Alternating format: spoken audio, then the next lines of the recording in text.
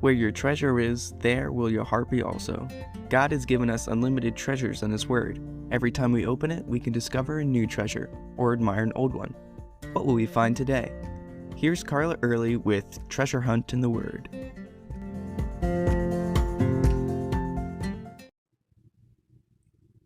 The disciples seem to have had an ongoing discussion about who was Jesus' favorite, who was the greatest. At one point, when Jesus asked what they'd been arguing about, they wouldn't say, because it was probably a bit embarrassing. He told them, "If anyone desires to be first, he shall be last of all and servant of all." But when they arrive in Jerusalem for Passover in the upper room, none of them seemed to have digested what Jesus had tried to teach them about humility. They didn't have a servant to wash their feet, and the law specified that students did not have to wash their master's feet. It was a job for the lowest of low servants. So instead of one of the disciples lowering himself to do such a despised task, they all sat there with dirty feet.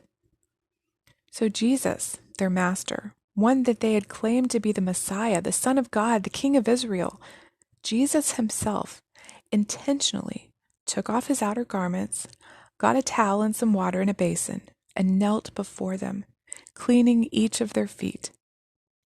It says, having loved his own who were in the world, he loved them to the end. And this is how he showed them love and humility. He'd already taught them in words, even in a parable or two. But now he knew only modeling for them would do. He knew that they would have to model this concept of loving humility for the fledgling church as well. Perhaps Paul had this story in mind when he told the Philippians, "Let nothing be done through selfish ambition or conceit, but in lowliness of mind, let each esteem others better than himself. Let each of you look out not only for your own interests, but also for the interests of others." This wasn't just to be in word and deed, but in our hearts and minds too.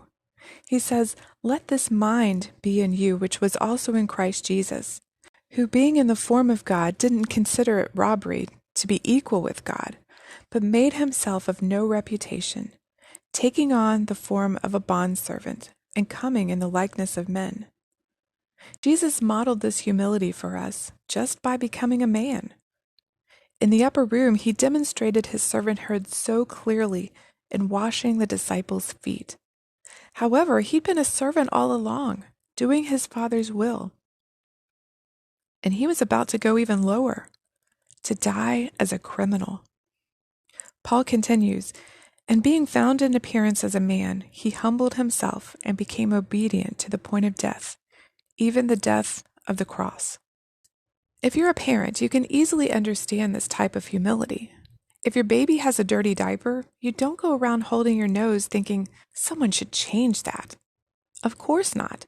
You change the diaper. You wipe the snotty nose. You clean the finger paint off the carpet. You wash the child. You hold and comfort him as he cries and drips blood and slobber and snot all over your shirt. And you do all this without a second thought. It's automatic because you do it out of love. So if we are to have that mind in us, nothing can be beneath us, whether that's cleaning up after a friend who's been sick all over the floor or changing diapers in the nursery. And we can do all of it in love. In some countries, that model of loving humility of Jesus dying as a criminal helps Christians identify with him as they're imprisoned for their faith. But this mindset needs to be in all of us, all the time. Is this mind in you? How do you model loving humility to others? You can contact us at treasurehuntintheword@gmail.com. We'd love to hear the treasures God has given you through His Word. You can listen to other episodes at our website, which you can find in the description below. Thanks for listening, and remember, where your treasure is, there will your heart be also.